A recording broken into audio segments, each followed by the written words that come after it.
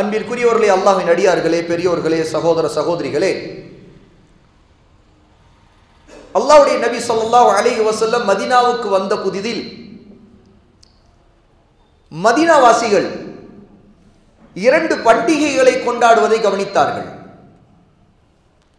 அனஸ் இப்னு மாலிக் ரலியல்லாஹு அன்ஹு இது சம்பந்தமான செய்தியை நமக்கு அறிவிக்கிறார்கள். இமாம் அபூ தாவூத் ரஹிமஹுல்லாஹி தஆலா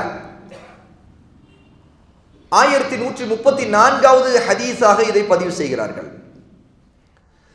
قدم رسول الله صلى الله عليه وسلم المدينة ولهم يومان.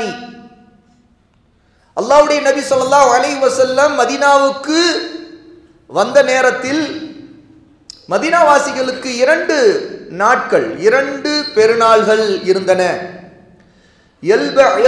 யல்அபூன ஃபீஹிமா, அந்த 2 நாள்களில் அவர்கள் விளையாடுவார்கள், கொண்டாடுவார்கள். ஃபகால ரசூலுல்லாஹி ஸல்லல்லாஹு அலைஹி வஸல்லம் கேட்டார்கள், மா ஹாதானில் யௌமானி, இந்த 2 நாள்களும் உங்களுக்கு என்ன, இதில் என்ன விஷயம் இருக்கிறது, ஏன் இந்த 2 நாள்களை நீங்கள் கொண்டாடுகிறீர்கள்? காலு, அப்பொழுது அங்கிருந்த நபித்தோழர்கள் சொன்னார்கள், குன்னா நல்அபு ஃபீஹிமா ஃபில் ஜாஹிலியா, அல்லாஹ்வுடைய நபியே, நாங்கள் ஜாஹிலியாவில் இருந்தபோது, இஸ்லாமுக்கு வருவதற்கு முன்பு இருந்தபோது இந்த 2 நாள்களையும் நாங்கள் கொண்டாடுவோம், இந்த 2 நாள்களில் நாங்கள் விளையாடுவோம், அதைத்தான் இப்போதும் செய்கிறோம். ரசூலுல்லாஹி ஸல்லல்லாஹு அலைஹி வஸல்லம் சொன்னார்கள், ஃபகால ரசூலுல்லாஹ் ஸல்லல்லாஹு அலைஹி வஸல்லம், இன்னல்லாஹ் கத் அப்தலகும் பிஹிமா கைரன் மின்ஹா யௌமல் அத்ஹா வ யௌமல் ஃபித்ர். அல்லாஹ் உங்களுக்கு நிச்சயமாக 2 பெருநாள்களை கொடுப்பதை கொண்டு இதற்கு பகரம் செய்து விட்டான், இதை மாற்றிவிட்டான். அதுதான் யௌமுல் அத்ஹா, அல்லாஹ்வுக்கு அறுத்து குர்பானி கொடுக்கின்ற பெருநாள், ஹஜ் பெருநாள். யௌமுல் ஃபித்ர், நோன்புகளை வைத்து ரமதானை நிறைவு செய்து முடிக்கின்ற யௌமுல் ஃபித்ர் என்று நோன்பு பெருநாள். இந்த 2 பெருநாள்களை அல்லாஹ் கொடுத்ததின் மூலமாக ஜாஹிலியா காலத்தில் நீங்கள் கொண்டாடி விளையாடிய இந்த 2 நாட்களுக்கு அல்லாஹ் பகரமாக இதை கொடுத்து விட்டான். அப்படி என்றால் இந்த 2 நாள்களை நீங்கள் கொண்டாடக்கூடாது, இந்த 2 நாள்களில் நீங்கள் விளையாடக்கூடாது. ஏனென்றால் சஹாபா சொன்னார்கள், நல் அபு, நாங்கள் விளையாடுவோம், கொண்டாடுவோம், சந்தோஷமாக இந்த நாட்களில் இருப்போம், அதைத்தான் இப்போதும் செய்கிறோம். இந்த ஹதீஸில் இருந்து முதலாவது விஷயம் தெரிந்து கொள்ள வேண்டும். ஜாஹிலியா காலத்தில் ஜாஹிலியா மக்கள் எதையெல்லாம் புனிதமாக கொண்டாடுவதற்குரிய நாள்களாக ஆக்குகிறார்களோ அதற்கு மாற்று நமக்கு ஹஜ் பெருநாளும் நோன்பு பெருநாளும் மட்டும்தான். ஜாஹிலியா மக்கள் என்று சொன்னால் ரசூலுல்லாஹ்வுடைய காலத்தில் இருந்த மதீனாவாசிகள் அந்த மதீனாவில் கொண்டாடியதை மட்டும் அது குறிக்காது. முஸ்லிம் அல்லாத மக்கள் எதையெல்லாம் கொண்டாட்டமாக ஆக்கிக் கொண்டு எந்தெந்த தினங்களுக்கு புனிதம் கற்பித்துக் கொண்டு அவர்கள் உருவாக்குகிறார்கள், அது எல்லாமே ஜாஹிலியாவை சேர்ந்தது, இஸ்லாம் அல்ல. இஸ்லாம் அல்லாதது என்றாலே எது எல்லாம் இஸ்லாம் சொல்லலையோ வழிகாட்டலையோ அது எல்லாம் இஸ்லாம் அல்லாதது. அப்படி என்றால் இஸ்லாம் அல்லாதவர்கள் எதையெல்லாம் புனிதமானதாக அல்லது கொண்டாட்டத்திற்குரியதாக அல்லது அதற்கு ஏதே ஒரு தத்துவம் பேசிக்கொண்டு மக்களுக்கு மத்தியில் அதை பரப்புகிறார்களோ அது எல்லாம் நம்மால் நிராகரிக்கப்பட வேண்டியது. சஹாபாக்கள் முஸ்லிமாக இருக்கும் நிலையில் மதீனாவில் முன்பு ஜாஹிலியாவில் அவர்கள் கொண்டாடி அந்த 2 நாள்களை கொண்டாடுவதை பார்த்துதான் ரசூலுல்லாஹி ஸல்லல்லாஹு அலைஹி வஸல்லம் இந்த 2 நாள்களும் என்ன உங்களுக்கு, ஏன் இதை செய்கிறீர்கள் என்று கேட்டார்கள். இப்போ நாம் நினைக்க வேண்டும், எத்தனையோ நாட்கள், 2 நாட்கள் மட்டுமல்ல, எத்தனையோ நாட்கள் முஸ்லிம் அல்லாதவர்களால் ஒரு புனிதம் கற்பிக்கப்பட்டு அது அவருடைய பண்டிகையாக அல்லது வேறு எதுவும் தத்துவத்திற்காக ஃபாதர்ஸ் டே, மதர்ஸ் டே என்று என்னென்னவோ காரணங்களை சொல்லி என்னென்னவோ பெயரில் எல்லாம் அவர்கள் கொண்டாடுகிறார்கள் இல்லையா? அந்த கொண்டாட்டங்கள் எல்லாம் நமக்கு தடை செய்யப்பட்டு விட்டது. ஏனென்றால் நாம் முஸ்லிம்கள், அல்லாஹ் நமக்கு கொடுத்திருக்கிற தீனை கொண்டுதான் நாம் சந்தோஷம் அடைய வேண்டும். தீன் எந்த முறையில் ஒன்றை கொண்டாடுவதற்கு வழிகாட்டி இருக்கு அந்த முறையில் தான் நாம் போக வேண்டும். ஜாகிலியாங்கிற அறியாமை கால குஃப்ரிலும் ஷிர்கிலும் இருக்கக்கூடிய மக்கள் செய்யக்கூடிய காரியங்கள் நமக்கு ஒரு காலம் பின்பற்றுவதற்கு தகுதியானவையே அல்ல. அதை பின்பற்றினால் நாம் அவர்களுக்கு ஒப்பாக அந்த விஷயத்தில் ஆகிவிடுகிறோம். முஸ்லிம் அல்லாதவர்களுக்கு ஒப்பாகுவதில் எந்தெந்த விஷயத்தில் எவ்வளவு தூரம் அதற்கு ஒப்பாக நாம் பின்பற்றுகிறோமோ அவ்வளவு தூரம் நாம் அவர்களில் ஒருவராக அந்த இடத்தில் நாம் மாறிவிடுகிறோம். வெறும் விளையாடுவதற்கு கொண்டாடுவதற்கு தானே ஒரு சந்தோஷத்தை பகிர்ந்து கொள்வதில் என்ன தவறு என்று நினைத்திருந்தால் ரசூலுல்லாஹி ஸல்லல்லாஹு அலைஹி வஸல்லம் மதீனாவாசிகளிடம், அப்போதிருந்த முஸ்லிம்களிடம் இதை சொல்லியிருக்க மாட்டார்கள். விளையாடுகிறோம் கொண்டாடுகிறோம் அவ்வளவுதான் என்று அவர்கள் சொல்லும் பொழுது அது ஜாகிலியாவில் இருந்த ஒன்று என்பதனால் தான் ரசூலுல்லாஹ் சொன்னார்கள், அந்த ஜாகிலியா நமக்கு தேவையில்லை என்று சொன்னார்கள். இன்று முஸ்லிம் அல்லாதவர்கள் அறியாமையிலே கொண்டாடி கொண்டிருக்கிற குஃபுரான, ஷிர்கான, அசிங்கமான, ஆபாசமான, அறிவுடைமை இல்லாத முட்டாள்தனமான விஷயங்களை எல்லாம் அதற்கு ஏதேனும் ஒரு தத்துவத்தை அவர்கள் வைத்து அதற்கு அவங்க பரப்புரை செய்து விளம்பரம் செய்து அதன் மூலமாக அவர்கள் ஒரு வியாபாரத்தை உருவாக்கி கொள்ளும் போதெல்லாம் அதில் என்ன நாமும் பின்பற்றுவது என்ன தவறு என்று நினைக்கிறோம் இல்லையா? இது மிகப்பெரிய தவறு, இது பாவம். ஏன்? அது ஜாகிலியத்தில் உள்ளது. ஜாகிலியா என்று சொன்னால் அறியாமை, அறியாமை காலம். இன்று இஸ்லாமை ஏற்றுக்கொண்ட மக்கள், கிதாபு சுன்னா அல்லாஹ்வுடைய வேதத்தையும் நபியையும் பின்பற்றுகிற மக்கள் மட்டும்தான் குஃப்ரு, ஷிர்க் மற்றும் மூட நம்பிக்கைகள் எல்லாற்றை விட்டு விலகிய இல்மியா காலத்தில் இருப்பவர்கள், இல்மை எடுத்துக்கொண்டவர்கள். இதற்கு மாறாக இருக்கிறவர்கள் ஜஹ்லில் இருக்கிறவர்கள், அவர்கள் தான் ஜாகிலியாவில் இருக்கிறவர்கள். அதை எப்படி நாம் பின்பற்ற முடியும்? அதற்கு அவர்கள் மதத்தின் பெயரால் ஒரு சாயத்தை பூசினாலும் சரி, அல்லது மதத்தை இணைக்காமல் வேறு ஒரு தத்துவம், அது ஒரு கம்யூனிச தத்துவம் அல்லது டெமோக்ரசி தத்துவம், ஜனநாயக தத்துவம் அல்லது உலகளாவிய மனிதநேய தத்துவம், மதச்சார்பின்மை தத்துவம், இப்படி எத்தனை தத்துவங்களை வைத்து அவர்கள் அதை நமக்கு மத்தியில் கொண்டு வந்து பரப்புகிறார்கள். நாம் அறியாமையின் காரணமாக அந்த ஜாகிலியத்தை எல்லாவற்றையும் எடுத்துக்கொண்டு பின்பற்றி விடுகிறோம்.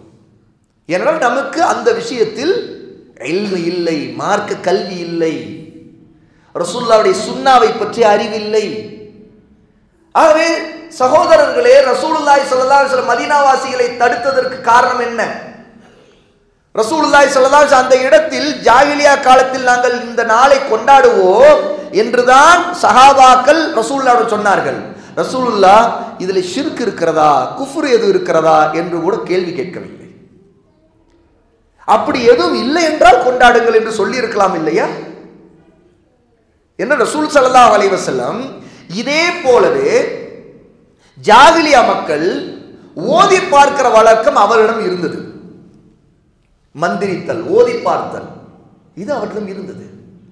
ரசூலுல்லாஹ் நபியாக ஆன பிறகு அதே மதீனாவிலேயே ரசூலுல்லாஹி ஸல்லல்லாஹு அலைஹி வஸல்லமிடம் இப்படி சஹாபாக்கள் சிலர் ஓதி பார்க்கிறார்கள் என்று அறிய வரும்போது ரசூலுல்லாஹ் சொன்னார்கள், நீங்கள் ஓதி பார்க்கக்கூடிய அந்த வாசகங்களை என்னிடம் வந்து சொல்லுங்கள் என்று சொன்னார்கள்.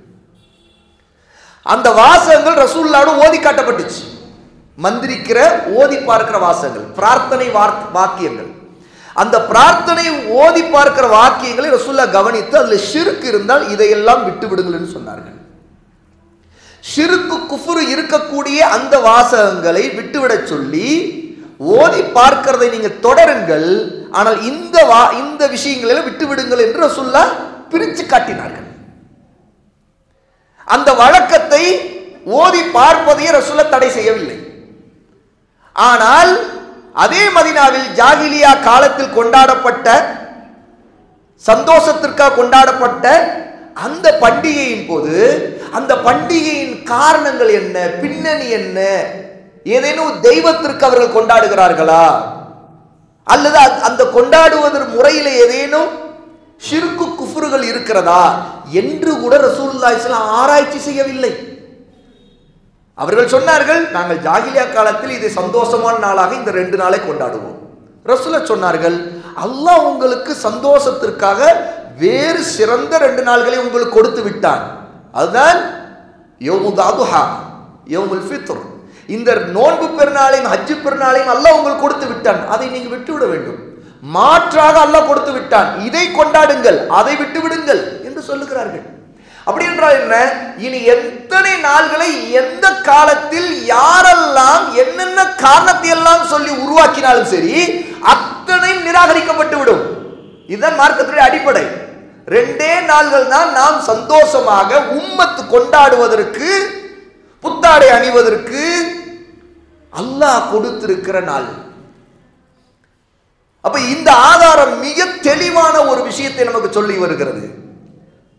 எந்த ஒரு காரணத்தை சொன்னாலும் சொல்லாவிட்டாலும் சரி, முஸ்லிம் அல்லாத மக்கள் ஒரு கொண்டாட்டத்தை உருவாக்கி கொண்டு சில நாள்களை வைக்கிறார்கள் என்றால் நாம் அதை கொண்டாட மாட்டோம். அவ்வளவுதான். ஏன்? நாம் கொண்டாடுவதற்கு அல்லாஹ் எங்களுக்கு 2 நாள்களை கொடுத்திருக்கிறான். அதில் நாங்கள் திருப்தி அடைகிறோம், போதுமாக்கி கொண்டோம். அல்ஹம்துலில்லாஹி ரப்பில் ஆலமீன். இரண்டாவது மிக முக்கியமான விஷயம், பொதுவாக ஜாகிலியாவுடைய பிரச்சனை என்ன? அது அறியாமையிலே இருக்கும். அறியாமையின் காரணமாக அதிலே பாவங்கள் இருக்கும். அறியாமையிலே இருக்கக்கூடிய மக்கள் என்றால் யார் அவர்கள்? வேதத்தின் வழிகாட்டல் இல்லாதவர்கள். அப்படி என்றால் என்ன? அல்லாஹ்வுடைய வழிகாட்டல், அவருடைய வார்த்தையால் அல்லாஹ் குர்ஆனிலே சொல்லி இருக்கிற வழிகாட்டலை பெறாதவர்கள், அல்லது அதை எடுத்துக்கொள்ளாதவர்கள், நபியின் வழிகாட்டலை விட்டுவிட்டவர்கள், நபியின் சொல்லை கேட்காதவர்கள், நபியை பின்பற்றாதவர்கள். இந்த 2 தன்மையில யார் இருக்கிறார்களோ அவர்கள் தானே அறியாமல் இருப்பவர்கள். ஏனால் வேதத்தின் வழிகாட்டல், நபியின் வழிகாட்டல் கிடைத்து விட்டால் ஒருவனுக்கு அறிவு வந்துவிடும். அந்த அறிவு என்ன? அல்லாஹ் காட்டக்கூடிய நேர்வழியின் அறிவு. நேர்வழியிலே இருக்கக்கூடிய ஒருவருக்கு அந்த நேர்வழியின் அறிவு நிச்சயமாக அல்லாஹ்வுடைய வேதத்திலிருந்து, நபியின் பாதையிலிருந்து மட்டும்தான் கிடைக்கும். அதை நபி தோழர்கள் பற்றி பிடித்தார்கள். ஆகவேதான் அவர்கள் ஜாகிலியாவிலிருந்து வெளியே வந்தார்கள். இப்பொழுது ஜாகிலியா மக்களாக இருக்கிறவர்கள் யார்? இந்த வேதத்தையும் நபியையும் பின்பற்றாதவர்கள். அவர்கள் யார்? யகூதிகள், நசாராக்கள், மற்ற மதத்தவர்கள். பலவாறான கொள்கைகள், சிந்தனைகளை உருவாக்கி மக்களுக்கு மத்தியில் பிரச்சாரம் செய்து வழிகட்டு கிடக்கிறவர்கள். இவர்கள் யாரும் அல்லாஹ்வுடைய வேதத்தின் அடிப்படையிலோ நபியின் பாதையின் அடிப்படையிலோ தங்களுடைய வாழ்க்கையை, தங்களுடைய வழக்கங்களை உருவாக்கி கொள்வதல்ல, கிடையாது. அவர்களுடைய எல்லா பிரச்சனைகளிலும் மூல காரணம் வழிகாட்டல் இல்லை, நேர்வழி இல்லை. அவர்களுடைய வாழ்க்கையில் ஏதாவது ஒன்று ஹலால் ஹராமுக்கு ஏதோ வேத ஆதாரத்தையோ நபியின் பாதையை எடுப்பார்களா? எடுக்க மாட்டார். ஏன்னா அவர்களுக்கு ஈமான் இல்லை, நம்பிக்கை இல்லை, அவர்கள் விசுவாசம் இல்லாதவர்கள். அவர்கள் எப்படி பாவத்திலிருந்து தப்பிக்க முடியும்? தப்பிக்க முடியாது. ஏன்னா பாவத்தை தடுப்பது அல்லாஹ்வின் வேதமும் நபியின் பாதை மட்டும்தான், நபியின் கட்டளை மட்டும்தான். அப்ப ஜாகிலியாவில் இருக்கிற முஸ்லிம் அல்லாத மக்கள் ஒன்றை கொண்டாடுகிறார் என்றாலே அவர்கள் அதிலே பாவத்தில் இலகுவாக விழுவார்கள். என்றால் அவர்களுக்கு ஹலால் ஹராமுடைய சட்டங்கள் தெரியாது. ஆகவேதான் அவர்கள் எதையும் ஹலாலாக்கிக் கொள்வார்கள். அவர்களுக்கு பிடித்தால் அவர்களை பொறுத்த வரைக்கும் மன இச்சையின் அடிப்படையில் அவருடைய அறிவு எதை சொல்லுகிறதோ, எதை நியாயம் என்று பேசுகிறதோ அதன் அடிப்படையில் தான் அவர்கள் முடிவு செய்கிறார்கள். சந்தோஷத்திற்காக இதில் என்ன தப்பு? வெடி வெடிக்கிறோம், பட்டாசு கொளுத்துகிறோம், வருஷத்துக்கு ஒரு தடவை. இதுக்காக காசு செலவழிப்பதிலே இதெல்லாம் விரயம் என்று நினைப்பது என்ன? இதெல்லாம் அறிவார்ந்த ஒரு வாதமாக தெரியவில்லை. அல்லது அந்த ஒரு நாள் 2 நாளுக்காக நாம் இப்படி செய்வதனால் அப்படின்னா காற்று மாசுபட போகிறது. இப்படித்தான் அவர்கள் யோசிப்பார்கள். அவர்களை பொறுத்த வரைக்கும் அவருடைய மனதிற்கு சரி என்று படுவது அவர்களுக்கு மார்க்கம். நமக்கு அப்படி அல்ல, நமக்கு அப்படி அல்ல. நமக்கு அல்லாஹ்வுடைய வேதத்திற்கும் நபிக்கும் சரி என்று அவர்கள் சொன்னது மட்டும்தான் மார்க்கம். அவர்கள் எதை நமக்கு ஏவவில்லையோ அது மார்க்கம் அல்ல. இன்னும் சொல்ல போனா அவர்கள் தடுத்திருப்பதிலே நிறைய விஷயங்கள் ஜாகிலியா மக்களிடம் இருந்து நாம் கண்கூடாக பார்க்கிறோம். அவருடைய வாழ்க்கை முறைகள், அவருடைய வணக்க வழிபாடுகள், அவர்களுடைய நம்பிக்கைகள், அவருடைய பேச்சுக்கள், அவர்களுடைய ஆடை விஷயங்கள், அவருடைய உணவு முறைகள் உட்பட எல்லாவற்றிலும் அவர்கள் ஹராமான காரியங்களை செய்வார்கள் என்று அவர்களுக்கு இல்ம் இல்லை, வழிகாட்டல் இல்லை, நேர்வழி இல்லை. இப்படிப்பட்ட நேரத்தில் ஜாகிலியா மக்களிடமிருந்து ஏதாவது ஒன்று வருகிறது என்றாலே அது ஆரம்பத்திலே தடுக்கப்பட வேண்டிய, நாம் பின்பற்றக்கூடாது என்பதில் சந்தேகமே கொள்ளக்கூடாதுங்கிற அளவுக்கு முடிவு செய்ய வேண்டிய விஷயம் அது. உண்மையா இல்லையா? அப்ப அவருடைய காரியங்கள் பெரும்பாலும் கேளிக்கைகள், டைம் பாஸ், இதெல்லாம் சந்தோஷத்திற்கு, உலகத்தை என்ஜாய் பண்ணணும், இந்த மாதிரியான சமாதானங்களை சொல்லித்தான் அவர்கள் தங்களுக்கென்று வாழ்க்கை முறையை, ஒரு மார்க்கத்தை உருவாக்கி கொள்கிறார்கள். இது மன இச்சையிலிருந்து அல்லது ஒருவருடைய அறிவுக்கு எதெல்லாம் சரின்னு படுதோ அதை பின்பற்றுகிற கொள்கையிலிருந்து உருவாகக்கூடியது. நமக்கு அப்படி அல்ல. அல்லாஹ் சுப்ஹானஹு வ தஆலா சூரா அல் ஃபுர்கான் 25வது சூராவுடைய அல்லாஹ் தஆலா 72வது வசனத்திலே இபாதுர் ரஹ்மான், ரஹ்மானுடைய அடிமைகள் எப்படி இருப்பார்கள் என்று வரிசையாக சொல்லியிருக்கிறான். அதுல 72வது வசனத்தில் அல்லாஹ் தஆலா சொல்றார், வல்லதீன லா யஷ்ஹதூன ஸூர வ இதா மர்ரு பில்லஹ்வி மர்ரு கிராமா என்று அல்லாஹ் சொல்லுகிறான். ரஹ்மானாகி அல்லாஹ்வின் அடிமைகள் எப்படிப்பட்டவர்கள் என்றால் அவருடைய பண்பு இப்படி இருக்கும்.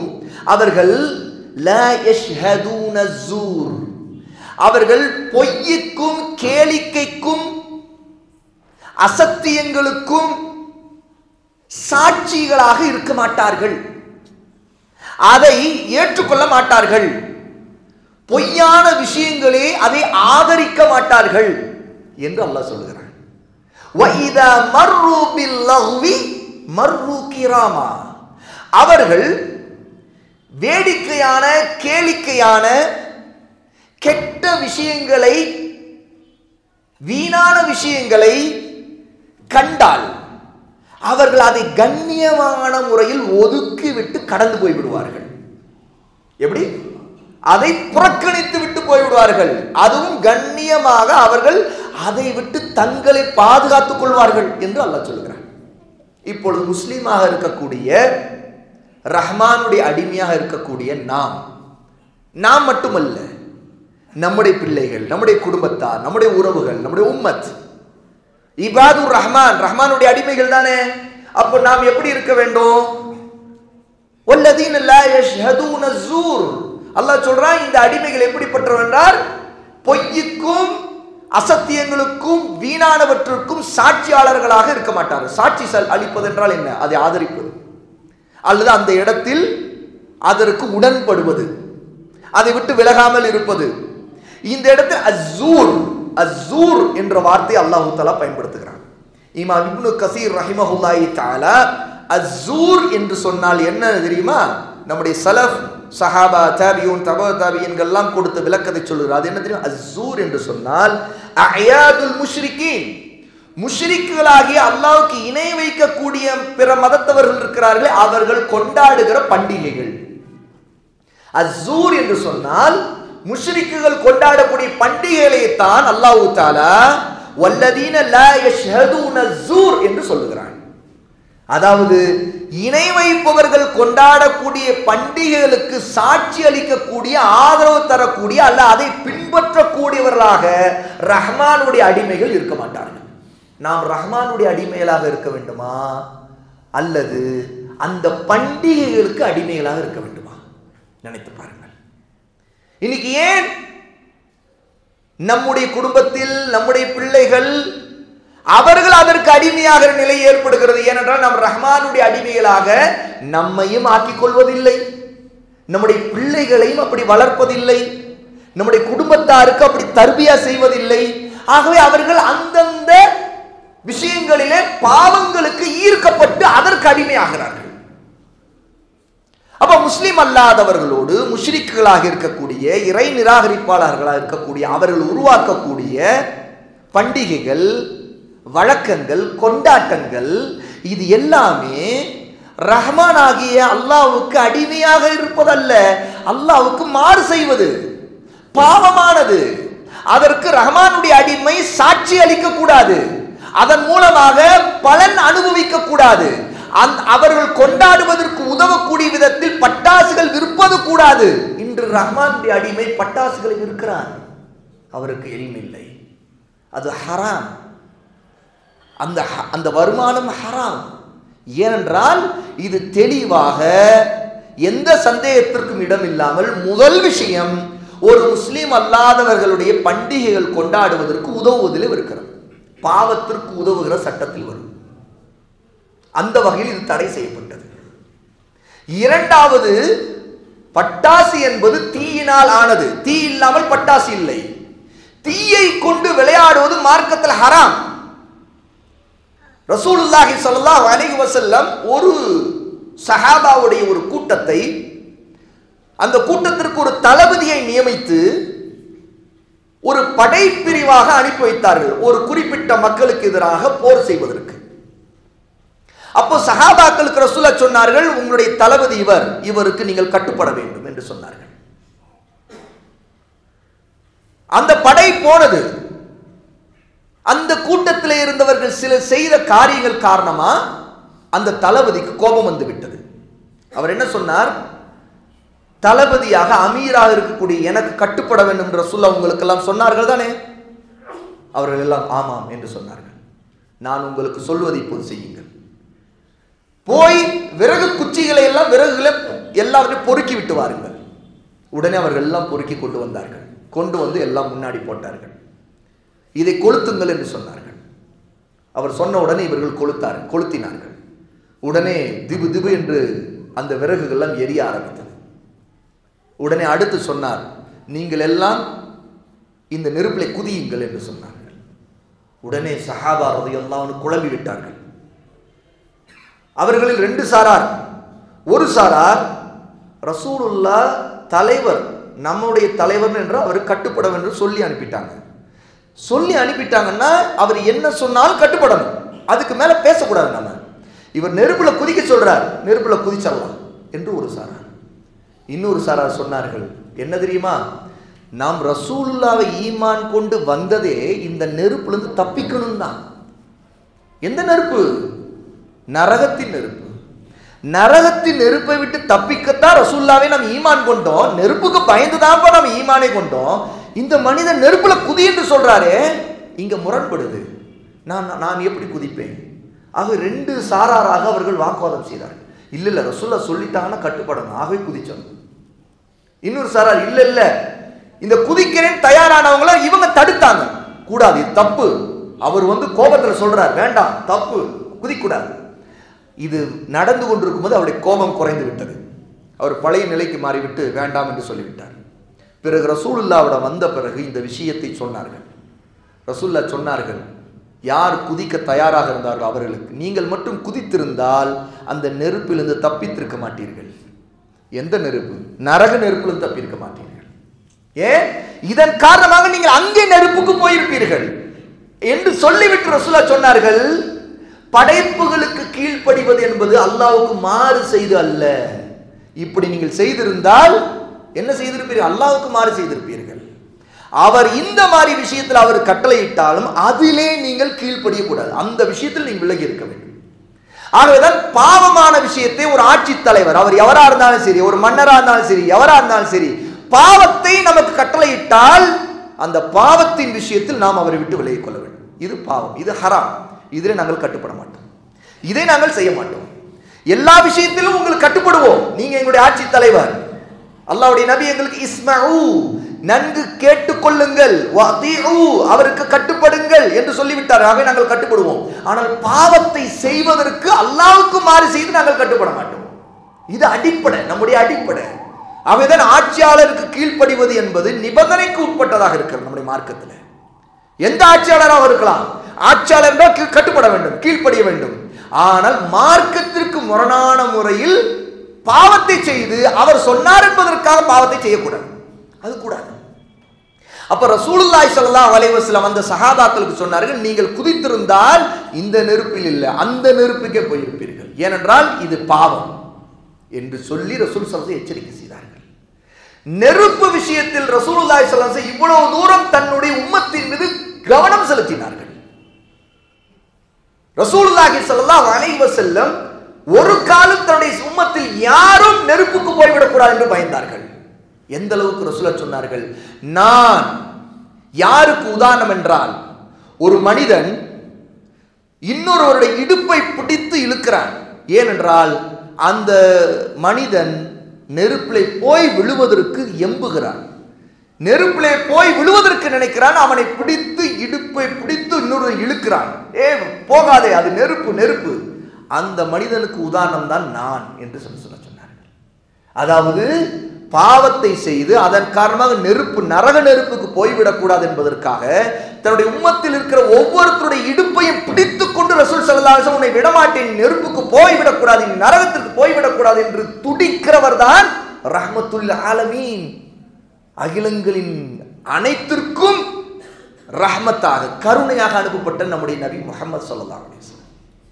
அப்படிப்பட்ட நபி நெருப்பின் விஷயத்தை தன்னுடைய உம்மத்து ஒரு காலம் இந்த மாதிரி ஒரு நிலைக்கு ஆகக்கூடாது என்று நினைத்த நபி நெருப்பிலே விளையாடுவதற்கு, நெருப்பை கொண்டு விளையாடுவதற்கு அனுமதித்திருப்பார்களா? இல்லை. லா ضرر ولا ضرار என்று ரசூலுல்லாஹ் சொன்னார்கள். யாரும் தனக்கு தீங்கிழைக்க கூடாது, மற்றவர்களுக்கு தீங்கிழைக்க கூடாது. ஒருவர் பட்டாசு கொளுத்துகிறார் என்றால் ஒன்று அவர் தனக்கு தீங்கிழைக்கலாம், அல்லது மற்றவர்களுக்கு தீங்கிழைக்கலாம், அல்லது குறைந்தபட்சம் நெருப்பால் அவர் தனக்கும் தீங்கிழைக்கவில்லை அல்லது மற்றவர்களுக்கும் தீங்கு செய்யவில்லை என்றாலும் அவருடைய சப்தத்தின் காரணமாக மற்றவர்களுக்கு தீங்கிழைக்கிறார். பட்டாசு என்பது சப்தத்தால் தான் இருக்கிறது, அந்த சப்தம் அதற்கு முக்கியமான காரணமாக இருக்கிறது. அங்கே வீண் விரயம் ஏற்படுகிறது. அல்லாஹ்வுடைய அடிமைகள் இந்த பூமியில் இருக்கிற உயிர் ஜீவராசிகளுக்கும் வயதானவர்கள், குழந்தைகள், பெண்கள் பலருக்கும் தொல்லைகளை ஏற்படுத்துகிறது. பாதையிலே போகக்கூடியவர்களுக்கு தொல்லை ஏற்படுத்துகிறது. ஈமானுடைய ஒரு கிளை பாதையிலே போகிறவருக்கு உள்ள இடையூறை நீக்குவது. ஆனால் இது ஈமானுக்கு எதிராக இருக்கிறது. பாருங்கள், பாதையிலே போகிறவர்கள் ஏதாவது பட்டாசு வைத்திருவார்களோ என்று பயந்து போகின்ற நிலை ஏற்படுகிறது இல்லையா? அப்படின்ற என்ன? ஈமானுக்கு முரணானது இது. இந்த காரியம் தெளிவா ஈமானுக்கு முரணானது. ஒரு முஸ்லிமுடைய ஈமான் யாருக்கும் தொல்லை தரக்கூடாது என்று நினைக்க வைக்கிறது. பாதையில் அவர் போனால் கூட கல்லும் முள்ளும் இருந்தால் அவர் அகற்றி போடுவது ஈமானின் ஒரு கிளை என்று இஸ்லாம் அவருக்கு சொல்லிக் கொடுக்கிறது. ஆனால் இங்கே ஒரு பட்டாசு வைக்கிறவர் அவர் வைத்து விட்டு அவர் வெடிக்கிற வரைக்கும் ஒருத்தர் பயந்து கொண்டு தள்ளி நிற்க வேண்டும். அதையும் தாண்டி அந்த பட்டாசு வெடிச்சு திடீரென்று அது ராக்கெட்டாக இருந்து அது பாய்ந்து வேறு இடத்திலே அது திசை மாறி பறந்தது என்றால் அது எந்த நேரத்தில் தன்னை தாக்கி விடுமா, அல்லது தன்னுடைய வீட்டை தாக்கி விடுமா, அல்லது வேறு யாரையாவது தாக்கி விடுமா, அல்லது பத்தி கொண்டு ஏதாவது எரியுமோ என்கிற பயத்தை ஏற்படுத்தக்கூடியது. இது எப்படி ஒரு முஸ்லிம் இந்த காரியத்தில் இறங்க முடியும்? அல்லது அவர் செய்யாவிட்டால் எப்படி தன் பிள்ளைகளுக்கு அறிவுரை சொல்லி அவர் திருத்தாமல், இதெல்லாம் விளையாட்டு, இதெல்லாம் ஒரு சந்தோஷத்துக்காக, இதெல்லாம் சின்ன பிள்ளைகளுடைய விளையாட்டா, அதை கண்டுக்காம இருந்துடணும் என்று எப்படி ஒரு முஸ்லீம் பேச முடியும்? சிறு பிள்ளைகளை நாம் எப்படி சிறிய வயதில் வளர்க்கிறோமோ அப்படித்தான் அவர்கள் பெரியவர்களாக வருவார்கள். இந்த அடிப்படை கூட நம்முடைய கவனத்துக்கு வர வேண்டாமா? அந்த பிள்ளைகளுடைய உள்ளத்தில் நீங்கள் எதற்கு ஒரு விதையை போடுறீங்களோ அதிலிருந்து தான் எல்லாமே வளரும். அவர்களுக்கு நான் இந்த சீசன்ல மட்டும்தான் நான் அவங்க விளையாடுறதுக்கு இதை வாங்கி கொடுத்தேன், இதை கொளுத்துறதுக்கு இதை வாங்கி கொடுத்தேன், அது வீட்டுக்குள்ளதான் அவங்க செய்வாங்க என்று நீங்கள் பழக்கினால் அடுத்து அவர்கள் உங்களை விட அடுத்த கட்டத்திற்கு போவார்கள். நீங்கள் வாங்கி கொடுத்தது இந்த லிமிட் என்றால் அவர்கள் அடுத்த லிமிட் இல்லை இல்லை, எங்க வாப்பா எங்களுடைய அத்தா இவ்வளவுதான் வாங்கி தருவாரு, எங்க உம்மா எங்க அம்மா இவ்வளவுதான் வாங்கி தரும், ஆனால் நான் வேற விதத்துல இன்னும் நான் அடுத்த கட்டத்துக்கு போகணும்னு நான் விரும்புறேன். ஆக இவங்க முன்னாடி இல்லாம நான் வேற இடத்துல வேற எங்கேயாவது போய் நான் இதை செய்யறேன் அதை செய்யறேன், இதை கொளுத்துறேன் அதை கொளுத்துறேன் பிள்ளைங்க போவார்களா இல்லையா? அப்ப நாம் அதற்கு ஒரு விதையை போடுறோம், அதற்கு அவங்களுடைய பிடிவாதத்தை காரணமா சொல்றோம். இந்த உலகத்துல பிடிவாதத்தை காரணமா வைத்து ஒரு பாவத்தை செய்வதற்கு நாம் எப்போதாவது அனுமதிக்கலாம் என்பதற்கு விதிவிலக்கு இருக்கிறதா? இது நம்முடைய அறிவை ஏற்றுக்கொள்ளுமா? பிடிவாதத்திற்காக ஆபத்தான ஹராமான ஒரு காரியத்தை செய்ய பிள்ளைகள் விரும்பினா அந்த பிடிவாதத்துக்காக நாம் அதை அனுமதிக்குமா? கடைசி வரைக்கும் ஒருத்தரை தடுக்க முடியாவிட்டால் கூட அதற்காக கோபப்பட வேண்டும். எதற்காக? தன் பிள்ளையோ தன்னுடைய குடும்பத்தாரோ செய்யும் போது அல்லாஹ்வுக்காக கோபப்பட்டாவது தன்னுடைய அதிருப்தியை காட்டக்கூடியவராக ஒரு முஸ்லிம் இருக்க வேண்டும். சகோதர சகோதரிகளே, என் பிள்ளை சொன்னேன் கேட்கல, அப்புறம் என்ன, அவன் வாங்கிட்டு வந்தான், அது செய்தோம், சரி நாங்களும் சேர்ந்து கொண்டாடினோம், பிள்ளைங்களுடைய சந்தோஷம், இது ஒன்றும் அவ்வளோ பெருசாக எடுத்துக்க தேவையில்லைன்னு நாங்களும் எங்கள் வீட்டுக்குள்ளேயே இதை செய்தோம், இந்த மாதிரி கொண்டாடினோம் அப்படின்னு நினைக்கிறோன்னா பாவத்திலே நாம் திருப்தி அடைந்து விட்டோம். பாவத்தை தடுக்கிற ரோஷ உணர்ச்சி நமக்கு இல்லாமல் போய்விட்டது அல்லது மறத்து போய்விட்டது. அந்த உணர்வே நமக்கு இல்லாமல் போய், ஏனென்றால் எல்லாவற்றையுமே எதையுமே சிறியதாக பார்க்கிற ஒரு அற்பமான புத்திக்கு நாம் ஆளாகிறோம். பாருங்கள், அற்பமான புத்தி எதையும் அற்பமாக நினைக்க வைக்கிறது. ஆனால் மிக உயர்ந்தவனாகிய அல்லாஹ்வுக்கு மாறு செய்கிற இடத்திலிருந்து பார்த்தால் அது மிகப்பெரியது என்பது ஏன் நாம் நினைத்து பார்ப்பதில்லை? நம்முடைய பிள்ளைகளோ அல்லது யாரோ இருக்கட்டும், அவர்களுக்கு நம்மால் முடிந்த வரைக்கும் அதனுடைய விபரீதத்தை, அது ஹராம் என்பதை, அது பாவம் என்பதை உணர்த்துவதற்கு நம்மால் அழகாக அவர்களுக்கு சொல்லி தர முடியாதா? அதை தடுப்பதற்கு அல்லது அவர்களை அதிலிருந்து திசை திருப்புவதற்கு ஏன் நாம் வேலை செய்வதில்லை? நாம் நினைத்தால் நம்முடைய பிள்ளைகள் ஹராமில் விழக்கூடாது என்பதற்காக அவருடைய சூழ்நிலையை மாற்ற முடியும். ஒருத்தருடைய நோக்கம் இந்த ஹராமான சூழ்நிலையிலிருந்து என் பிள்ளையை தடுக்க வேண்டும், இதற்காகத்தான் இதை செய்தேன். ஒருத்தர் இதைக்காக வேறு இடத்திற்கு போகிறார் அல்லது வேறு ஏதேனும் அவர்களுக்கு கவனத்தை திருப்புகிறார், செய்ய வேண்டும். என்ன நோக்கம்? என்ன? ஹராமை விட்டு தடுப்பது. இது வெறும் இந்த விஷயத்திற்கு மட்டும் நான் சொல்லவில்லை. அல்லாஹ்வுடைய அடியார்களே, எந்த விஷயமா இருந்தாலும் சரி, வீட்டுடைய விவகாரமோ, நம்முடைய பொறுப்பில் நாம் இருக்கிறோம், நமக்கு கீழ் மக்கள் இருக்கிறார்கள், நாளைக்கு அவர்களை குறித்து அல்லாஹ் நம்மிடம் விசாரணை செய்வான், கேள்வி கேட்பான். நீ தடுத்தாயா? நீ எடுத்து சொன்னாயா? அதற்கு நீ எவ்வளவு தூரம் நீ முயற்சி செய்தாய் என்று அல்லாஹ் கேள்வி கேட்பான். அப்போது நாம் என்ன பதில் சொல்ல போகிறோம் என்று நினைத்து பார்க்க வேண்டாமா? எல்லா விஷயத்திலும். கடந்த வாரம் நான் பேசியது போல சினிமா விஷயமாக இருந்தாலும் சரி, மற்ற ஹராமான விஷயமா இருந்தாலும் சரி, குடும்பத்தின் தலைவர் முதலில் அவர் தன்னை சீர்திருத்திக் கொள்வதோடு தன்னுடைய குடும்பத்தை சீர்திருத்தற்கான முயற்சியை செய்ய வேண்டும். அவருடைய முடிவு அவருக்கு வெற்றியா தோல்வியா என்பது வேறு, அது இரண்டாவது விஷயம். அது வெற்றியாக இருந்தால் அல்லாஹ்வோட அவருக்கு மகத்தான கூலி கிடைக்கிறது. ஏனென்றால் அவரால் அவருடைய குடும்பம் நேர்வழி அடைந்து விட்டது. அது தோல்வியா இருந்தாலும் கூட இவருக்கான கூலியில எந்த குறையும் அல்லாஹ் வைக்க போகிறது இல்லை. அவருடைய குடும்பத்தார் தான் அதில் தோல்வி அடைந்து விட்டார்கள், இவருக்கு வெற்றி தான். ஏனால் இவர் ஏவியதை கொண்டு இவர் அல்லாஹ்வுடைய உண்மையாளராக ஆகிவிட்டார். குடும்பத்தார் அவர்கள் அல்லாஹ்வுடைய சோதனையிலே அவர்கள் தோத்து விட்டார்கள், அவர்கள் ஷைத்தானால் வழிகெடுக்கப்பட்டு விட்டார்கள். இவர் அல்லாஹ்வின் நபியின் பக்கம், அல்லாஹ்வின் பக்கம் இவர் வழிகாட்டினார், அவர்கள் ஷைத்தானின் பக்கம் போய்விட்டார்கள். ஆனால் இவருடைய முயற்சிக்குள்ள கூலியிலே அல்லாஹ் எந்த குறையும் வைக்க மாட்டானே. ஆனால் ஏன் நாம் அலட்சியம் கடைபிடிக்கிறோம்? அப்போ முஸ்லிம் அல்லாதவர்கள் கொண்டாடக்கூடிய பண்டிகைகளை அல்லாஹ் தஆலா வல்லதீன லா யஷ்ஹதூன ஸூர் என்று இபாதுர் ரஹ்மான் ஆகிய அல்லாஹ்வுடைய அடிமைகள் அதற்கு சாட்சியாக இருக்க மாட்டார்கள், அதை ஆதரிக்க மாட்டார்கள், அந்த பொய்களுக்கு ஒரு கால் ஒத்துழைக்க மாட்டார்கள் என்று சொல்லுகிறான். நாம் நம்முடைய வீட்டிலேயே ஒத்துழைத்தால் அது என்ன, எவ்வளவு பெரிய குற்றம் அது? வீட்டில் மட்டுமா? கடையிலே ஒத்துழைக்கிறோம். முஸ்லிம் அல்லாதவர்களுடைய கடையில் இருக்கிறார்கள் என்பதற்காக அவர்களுடைய பண்டிகைக்காக என்று தனி சலுகைகள் கொடுக்கிறோம். அவர்கள் விடுமுறை எடுப்பார்கள், அந்த விடுமுறைகளுக்கு நம்ம கொடுத்தாக வேண்டும் என்றால் அது நம்முடைய குற்றமாகாது என்றால் அது அவருடைய உரிமை. நாம் விரும்பி விடுமுறை தரவில்லை, ஆனால் அவர்கள் விடுமுறை எடுக்கிறார்கள் என்றால் அது அவருடைய பண்டிகைகள், அதை நாம் தடுக்க முடியாது. ஆனால் அதை தாண்டி நாம் கொடுக்கிற சலுகைகள், அவர்கள் சில பாவங்களை செய்வதற்கு சலுகை கொடுப்பது, அதிலும் ஷிர்கையும் குஃப்ரையும் செய்வதற்கு சலுகை கொடுப்பது எவ்வளவு பெரிய குற்றம் தெரியுமா சகோதரர்களே? அவர்கள் ஆயுத பூஜை கொண்டாடுகிறார்கள் என்றால் அந்த ஆயுத பூஜைக்கான பூஜை செய்வதற்கு நம்முடைய ஹலாலாக நாம் அல்லாஹ்வுக்கு அஞ்சி வைத்திருக்கிற ஹலாலான தொழிலுடைய கடை ஸ்தாபனத்திலேயே அந்த பூஜையின் காரியங்களை அவர்கள் கும்பிடுவதை செய்வதற்கு அல்லது அவர்கள் பொறி கொடுக்கவாவது நம்முடைய கடையில் நாம் அனுமதி கொடுக்கிறோமா இல்லையா? எத்தனை முஸ்லிம்கள் அந்த தப்பான மார்க்கம் தடுத்த காரியத்தை செய்கிறார்கள்? நாம் அறியாமையில செய்திருந்தால் அல்லாஹ் மன்னித்து விடுவான். அல்லாஹ்வோட தௌபா செய்ய வேண்டும். உண்மையிலேயே துன்யாவில் கூட நஷ்டத்தை கொண்டு வரக்கூடியது என்று நினைத்தாவது ஒரு வியாபாரி இதில் அறிவை சிந்திக்க வேண்டாமா? ஒரு வியாபாரி எப்பவுமே என்ன பார்ப்பான்? எதுல நஷ்டம் வரக்கூடாதுன்னு நினைப்பான். அதுதானே துன்யாவில் கூட நஷ்டத்தை கொண்டு வரக்கூடியது. எது அல்லாஹ்வுக்கு பிடிக்காத ஷிர்கான குஃப்ரான ஹராமான காரியங்களை ஒருத்தர் தன்னுடைய வியாபார வணிக தளத்திலே கடையிலே செய்வது, அதற்கு அனுமதி கொடுப்பது ஒரு வியாபாரத்தில் பரக்கத்தை நீக்கிவிடும். அட வியாபாரத்தில் கொடுக்கல் வாங்கல பொய் சொன்னாலே பரக்கத்தை நீக்கிடுனா அந்த பொய்யை விட பெரிய பாவம் ஷிர்கையும் குஃப்ரையும் நம்முடைய இடத்திலே செய்வதற்கு அனுமதி கொடுப்பது இல்லையா? அப்ப பரக்கத்து நீங்காதா? ஷிர்கும் குஃப்ரும் அல்லாஹ் விரும்பக்கூடியதா?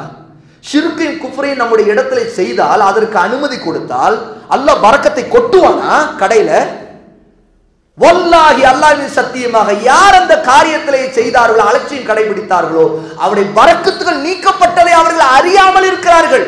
அவர்கள் நினைக்கிறார்கள் இதெல்லாம் வியாபாரம். பாய் பாத்தீங்களா, அவர் எம்மதம் சம்மதம் கொள்கைக்காரர், அவருக்கு எல்லாம் பரந்த மனசுள்ளவர், அவருடைய கடையிலேயே எல்லாம் நடக்கும் பாருங்க. அவரே பொறி கொடுக்கிறாரு, அவரே பூஜைக்கு அவருடைய வண்டிக்கு தான், அவருடைய டிரைவர் தான் அவன், அந்த டிரைவர் அவருடைய வண்டி தான் பாருங்க பூஜை பண்ணியிருக்கான். எவ்வளோ பரந்த மனசு! ஷிர்க்குக்கும் குஃப்ருக்கும் பரந்த மனசுங்கிறது அந்த மனசு செத்து போக வேண்டிய மனசு என்றால் அது நரகத்திற்கு கொண்டு போகக்கூடிய மனசு. இதை நினைக்க வேண்டாமா? ரப்புக்கு நன்றி செலுத்துவதா இது? அந்த ரப்பு தானே நமக்கு ரிஸ்கை கொடுத்தவன், அந்த கடையை கொடுத்தவன், அந்த வசதியை கொடுத்தவன், அந்த செல்வத்தை கொடுத்தவன், அதுல பரக்கத்தை கொடுக்கிறவன். அவனுக்கு இணை வைக்கக்கூடிய பாவமான காரியத்தை செய்வதற்கு அவன் கொடுத்த அவனுடைய ரிஸ்கின் இடம் உங்களுக்கு ரிஸ்க் அளிக்கின்ற இடம் இல்லையா சகோதரர்களே? ரிஸ்க் அளிக்கின்ற இடம் எவ்வளவு பரிசுத்தமானது! ஷிர்கை விட்டு குஃப்ரை விட்டு அதை தூய்மைப்படுத்துவதை விட ஒரு பரிசுத்தத்தின் ஒன்று தேவை இல்லையா? எவ்வளவு முக்கியமானது! பாவம் செய்வதற்கு நம்முடைய கடையின் இடத்திலே அந்த கடைக்குள் ஒருவர் தெரியாமல் சிறுநீர் கழித்து விட்டார். அந்த அசுத்தம் நமக்கு எவ்வளவு நம்மை முகம் சுளிக்க வைக்கும். உடனே சுத்தப்படுத்து. கடைக்குள்ளே இப்படி பண்ணி விட்டானே, உடனே சுத்தப்படுத்து. ஒன்றுமில்லை, வரக்கூடியவர் ஏதையோ நஜீஸை மலத்தை மிதித்தார், அந்த செருப்பு காலோடு கடைக்குள் வந்து விட்டார், அப்படி தெரிந்து விடுகிறது. யாராவது ஒரு மனுஷன் அவன் இஸ்லாம் இருக்கணுமா இல்லையாங்கிறத விஷயமே இல்லை, அதை அவன் விரும்புவானா? விரும்ப மாட்டான். உடனே சுத்தப்படுத்து. நாரும் பார்க்கவே சகிக்கல, அடுத்து வேறு கஸ்டமர் வந்துட போறாங்க, முதல்ல கொஞ்ச நேரம் உடனே அந்த பக்கம் போய் நில்லு, உடனே கிளீன் பண்ணு சொல்லுமா இல்லையா? அதை விட ஒரு அசுத்தம் தான் அல்லாஹ்வுக்கு மாறு செய்வது சகோதரர்களே. குஃப்ரும் ஷிர்க்கும் அதை விட அசுத்தம். இன்னமல் முஷ்ரிகூன நஜஸ். அல்லாஹ் சொல்லுகிறான், நிச்சயமா அல்லாஹ்வுக்கு இணை வைக்கக்கூடியவர்கள் அசுத்தமானவர்கள் என்று சொல்லுகிறான். இது எல்லாமே ஜாகிலியாங்கிற அறியாமை கால முஷ்ரிக்குகளுடைய கொள்கைகளிலிருந்து வரக்கூடியது.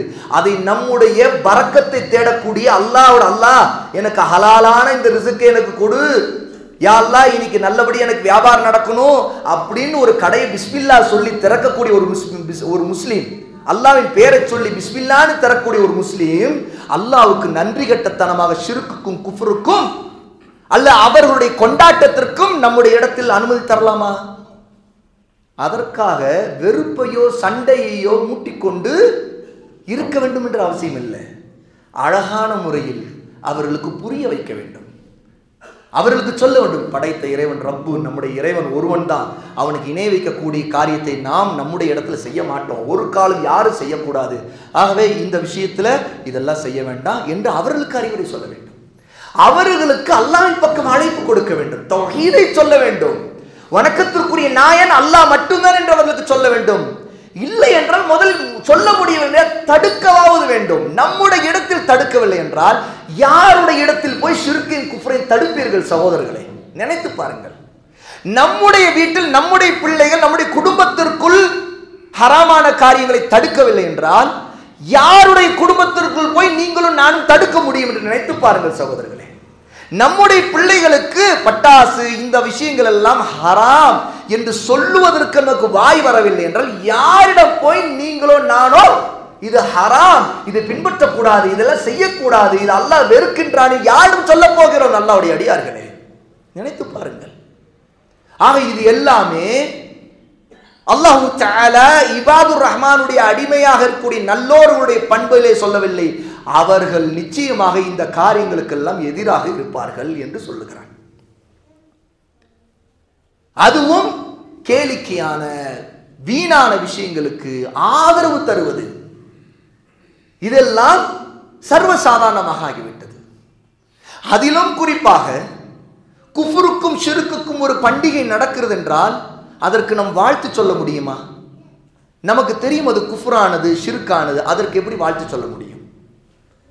அதை சந்தோஷமாக ஒருவர் நம்மிடம் பகிர்கிறார், அதற்காக ஸ்வீட்ஸ் தருகிறார் என்றால் நாம் என்ன செய்ய வேண்டும்? நாம் சொல்லுவோம், நீங்கள் வேறு நேரங்களில் என் மேல் உள்ள மரியாதை பிரியத்திற்காக ஒரு இனிப்பை கொடுக்கிறீர்கள், நான் மறுக்க மாட்டேன்.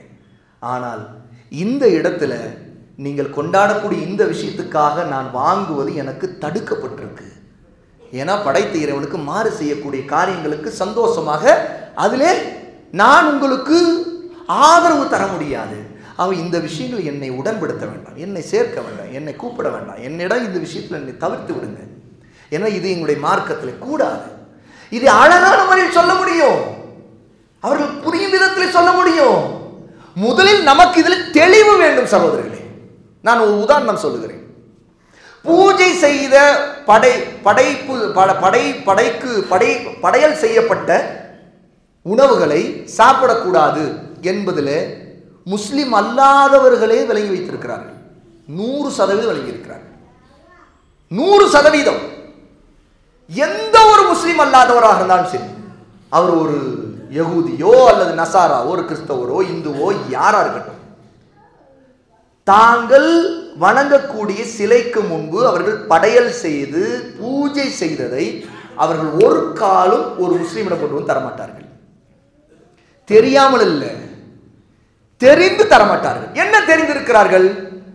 பாய்க ஒரு காலம் நாம வணங்குற இந்த சிலைகளுக்கு படைச்சதை சாப்பிட மாட்டாங்க, இதை நாம சாப்பிடுவோம், மற்றவங்களுக்கு கொடுப்போம். அவர்கள் பிரசாதம் உருவாக்குகிறார்கள். அந்த பிரசாதத்தை எங்கேயாவது ஒரு பாய் கொடுக்கிறது நீங்கள் கேட்டிருக்கிறீர்களா? பிரசாதம் அது படைக்கப்பட்ட உணவு, பிரசாதம் என்பது படைக்கப்பட்டது. அதை அவர்கள் முஸ்லீம் அல்லாத அவங்களுடைய மக்களுக்கு கொடுப்பார்கள். பாய் என்ற பாய், இது பிரசாதம் பாய் என்று சொல்வார்கள். இது எப்படி வந்தது? இந்த அறிவு அவர்களுக்கு எப்படி வந்தது? ஏதோ மதரசாவில் போய் படிச்சுக்கிட்டார்களா? அல்லது ஜும்மா பயான்ல உட்காந்து மௌலவி பேச பேச கேட்டு, ஓ பிரசாதம் பாய் சாப்பிடக்கூடாதுன்னு இப்போதான் தெரியுதுன்னு சொல்லிட்டு அப்புறம் தான் கேட்டுட்டு போய் அவர்கள் இந்த விஷயத்தை அமல்படுத்துகிறார்களா? அல்ல. இதற்கு ஒரு வரலாறு இருக்குது. இதோடைய வரலாறு என்ன தெரியுமா? நாம் வாழக்கூடிய பகுதியிலே நமக்கு முன்னே இருந்தவர்கள், நம்முடைய அப்பா, தாத்தா, பாட்டன், பூட்டன், முப்பாட்டன் அத்தனை பேரும் தங்களோடு இருக்கக்கூடிய முஸ்லீம் அல்லாருடன் இதை தெளிவாக சொல்லி இருக்கிறார்கள். சொல்லாமல் அவருக்கு தெரியும். ஆகவே அவங்க அவங்களுடைய பிள்ளைகளும் சொல்லி இருக்கிறாங்க. பெரியவங்க இருப்பாங்க, அவங்கள பையன்கிட்ட சொல்லுவாங்க, உன் ஃப்ரெண்ட்ட போய் இதெல்லாம் கொடுத்துறாத, ஏன்னா பாய்கள் வந்து இதெல்லாம் சாப்பிடக்கூடாது அவங்க அப்படின்னு. என் ஃப்ரெண்டு வந்திருக்கான், இவங்க சொல்லுவாங்க, இது கொடுக்கக்கூடாது, இது கொடு அப்படின்னு சொல்லுவாங்க. ஏன் இது நடக்கிறது? ஏனென்றால் அவர்களுக்கு தலைமுறை தலைமுறை, எப்படி நம்முடைய பாட்ட முப்பாட்டெல்லாம் தலைமுறை தலைமுறை இது ஹராம், இது நாங்கள் சாப்பிடக்கூடாதுன்னு சொல்லி அந்த கருத்து, அந்த தெளிவான விஷயம் அவங்களுக்கு போச்சுது. அதுவும் அவங்களுக்கு தலைமுறை தலைமுறை போயிட்டு இருக்கு. அதனால நமக்கு கொடுக்க மாட்டாங்க, பிரசாதமா கொடுக்க மாட்டாங்க, படைச்சதா கொடுக்க மாட்டாங்க. ஆனா ஒன்று, நம்முடைய முன்னோர்கள் அவங்களுக்கு அகீதா ரீதியாக கொள்கைகள் சம்பந்தப்பட்ட விஷயங்கள்ல சில விஷயங்கள் இன்னும் தெளிவில்லாமல் இருந்து விட்டார்கள். அதிலே ஒன்றுதான் படைச்சதுதான் சாப்பிடக்கூடாது, படைக்காம பொதுவா கிஃப்ட்னு கொடுக்குறாங்கல்ல ஸ்வீட்ஸ், அதெல்லாம் சாப்பிடலாம் அப்படின்னு நினைச்சிட்டாங்க. இதுல ஒரு கருத்து வேறுபாடு அந்த காலங்கள்ல அப்போது இருந்த இமாம்களுக்கு மத்தியில் அவங்க பிரச்சாரம் செய்வது, அதெல்லாம் சாப்பிட்டுக்குப்பா அப்படின்னு சொன்னதுடைய விளைவு. ஆனா இதுவும் கூடாதுதான். ஏன்னா கொடுக்கப்படுவது அந்த பண்டிகைக்காக தான் கொடுக்கப்படுது, சாதாரணமானது இல்லை.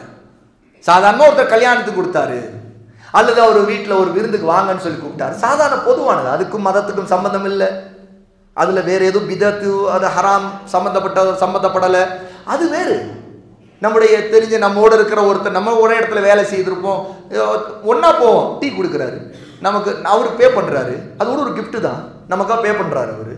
நாம் இல்லை நாங்கள் ஒரு காலம் நீங்கள் காசு கொடுத்து நீங்கள் எங்களுக்கு கொடுக்குற இந்த கிஃப்டெல்லாம் விரும்ப மாட்டோம், ஏற்றுக்க மாட்டோம் அப்படின்னு டீ வேணான்னு சொல்லுவோமா? அல்லது மற்றதெல்லாம் நாங்கள் சாப்பிட மாட்டோம், சாப்பாடு ஹோட்டலுக்கு போனால் நான் பே பண்ணுறேன்னு அவர் பே பண்ணுறாரு, ஹராம் நாங்கள் வேணாம்னு சொல்கிறோம்?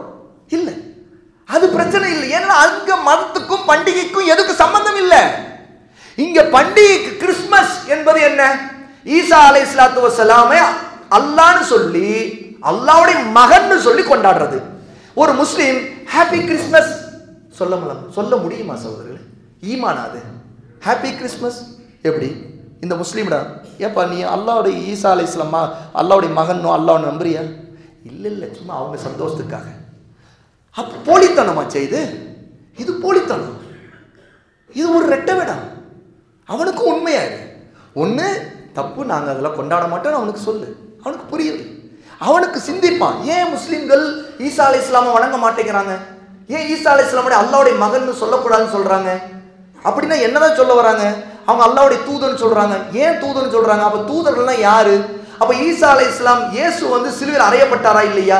ஏன் அவங்க மறுக்கிறாங்க? ஏன் ஈஸ்டர் அவங்க கொண்டாடுறது இல்லை? ஈஸ்டர் நாளுங்கிறது ஏன் அவங்க மறுக்கிறாங்க? இதெல்லாம் அவருக்கு எப்போது தெரியும்?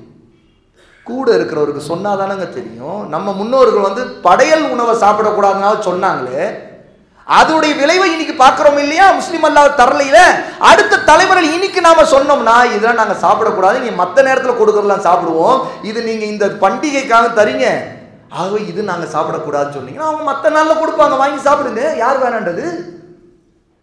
ஆனா நாம செய்யல, செய்யாம என்ன செய்கிறோம்? பிரசாதம் மட்டும்தான் கூடாது, இதெல்லாம் வாங்கிக்கலாம், ஹாப்பி கிறிஸ்மஸ் சொல்லலாம், வாங்கிக்கலாம்.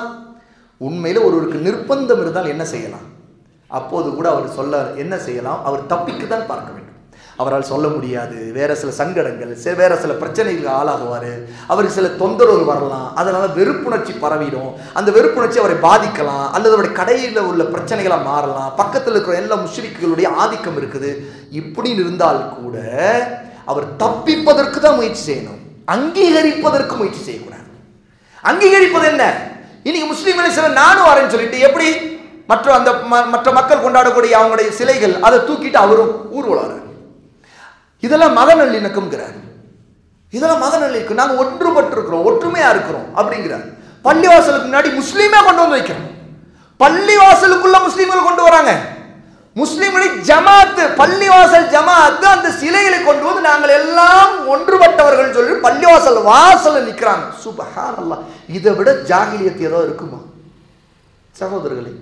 உண்மையிலே நமக்கு நிர்பந்த உயிர் பயம் அப்படின்னு இருந்தா கூட அல்லாஹ்ட்ட மன்னிப்பு கேட்கணும், தௌபா செய்யணும், தௌபா செய்யணும். அல்லாஹ் நான் இதை வெறுக்கிறேன், என்னுடைய ஈமான நீ அறிவ, ஆனா என்னுடைய சூழ்நிலை இப்படி ஆயிடுச்சு, என்கிட்ட இந்த ஸ்வீட்டை கொடுத்துட்டு போயிட்டான், நான் ஒன்றும் பண்ண முடியல, அவன்கிட்ட எதுவும் பேச முடியல, அவன் என் பாஸ் வேற, அவன் ஏற்கனவே என் மேலே கடுப்பில் இருக்கிறவன், அவன் ஏதோ அவன் கொண்டாடுறேங்கிற பேரில் கொண்டு வந்து என்கிட்ட ஸ்வீட்டை கொடுத்துட்டான்.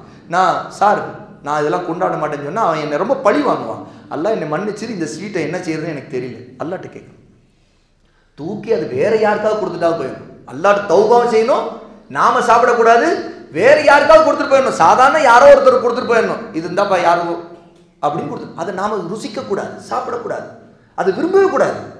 ருசி என்ன ஆகும்? அதை அப்படி மென்மையாகும். என்னன்னா அவன் கொடுக்க கூடாது, நானும் வாங்கக்கூடாது தான், ஆனால் டேஸ்ட்டுங்க, இது அந்த ஸ்வீட் கடையில் தான் நல்ல டேஸ்ட். இது ஈமானா? இது வெறுப்பை காட்டுறதா? இன்னைக்கு இப்படித்தான் ஆயிட்டு இருக்குது நம்முடைய வாழ்க்கையில. உண்மையா இல்லையா சகோதரர்களே? அல்லாஹ்வுக்கு பயந்து நினையுங்கள். உங்களுடைய உள்ளத்திலே நீங்க அல்லாஹ்வுக்கு முன்பு உங்களுடைய உள்ளத்தை திறந்து வைத்து பேசுங்கள். இது உண்மைதானே?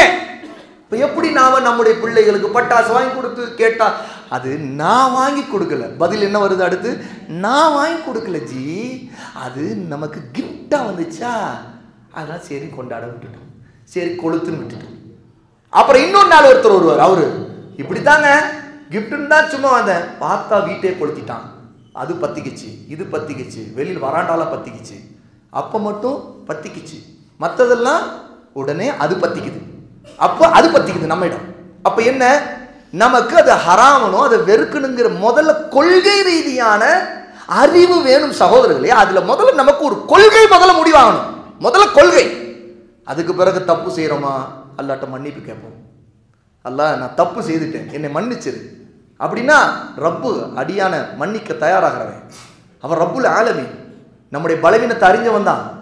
ஆனா கொள்கை ரீதியாவே தடுமாற்றம்.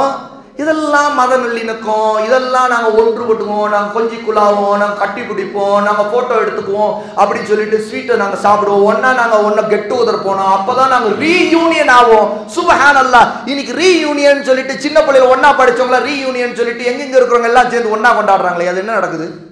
அவர் ஒரு முஸ்லீம், அங்கே முஸ்லீம் அல்ல, அவர் எல்லாம் சேர்ந்து ரீயூனியன் சொல்லிட்டு அங்கே பல ஹராம் நடக்குது. குடிக்கிறான் ஒருத்தன், ஒரு 4 பேர் ஆடுறான், 4 பேர் பாடுறான், ஒருத்தன் குடிக்கிறான். அங்கே ஒரு முஸ்லீம், நாங்கள் ரீயூனியன், நாங்கள்லாம் ஒன்றா இப்படி தான் விளாடணும். எப்போ நீ எப்படிப்பா அங்கே போய் உட்கார்ற? அப்போ ரீயூனியனுங்கிற பேரில் ஹராம செய்யலாமா? ஹராமான இடத்துல நீ வந்து குடிகாரன், 4 பேர் உன் ஃப்ரெண்டு குடிகாரன்னா அவன்கிட்ட நாங்கள்லாம் ரீயூனியன். பாவிகளோடு என்ன ரீயூனியன்? இது ஹராமாச்சே. பாவிகளோடு ரீயூனியன் செய்யறது ஹராமாச்சே. நல்லோர்களோடு மார்க்கத்தை படிக்க, ஈமான் அதிகப்படுத்த, மறுமை நினைவூட்ட, வாழ்க்கையை பற்றி யோசிச்சு பார்க்க, பாவங்களை பற்றி நினைத்து பார்க்க ரீயூனியன். நவுது பில்லாஹி மின் ஸாலிக். அல்லாஹ் நம்மை பாதுகாக்கணும் அதை விட்டு. இன்னைக்கு இது எல்லாம் முஸ்லீம் அல்லாதவர்கள் உருவாக்கக்கூடிய கலாச்சாரங்கள்ல நம்ம எப்படி போய் எங்க சிக்குகிறோம் என்று நினைத்து பாருங்கள். நுட்பமாக பாருங்கள், கூர்மையாக பாருங்கள் சகோதரர்களை. உலமாக்கள் இதெல்லாம் உங்களுக்கு நமக்கு சொல்லித் தருகிறார்கள். எந்த இடத்துல நம்ம சருகி விழுகிறோம், எந்த இடத்துல நம்ம ஏமாறுறோம், எந்த இடத்துல நம்முடைய சரியான பாதை அகீதாவை விட்டு, தௌஹீதுடைய பாதை விட்டு, சுன்னாவை பாதை விட்டு நம்ம நாசமா போறோங்கிறது இல்முள்ள உலமாக்கள்கிட்ட கேளுங்கள், படியுங்கள் சகோதரர்களே. தேடுங்கள், இல்மை தேடுங்கள். நாம தெரிஞ்சதெல்லாம் இல்மாயிராது. தெரிஞ்சதுல எது இல்மோ அது மட்டும் தான் இல்மு. எத்தனையோ தெரியாது இருக்குது, இல்மு இல்லாது, இல்மான விஷயங்கள் தெரியாது இருக்குது. தெரிஞ்சதுல எவ்வளவோ வந்து ஜஹலானது, அறியாமையானது இருக்குது. எப்படி கவனியுங்கள்.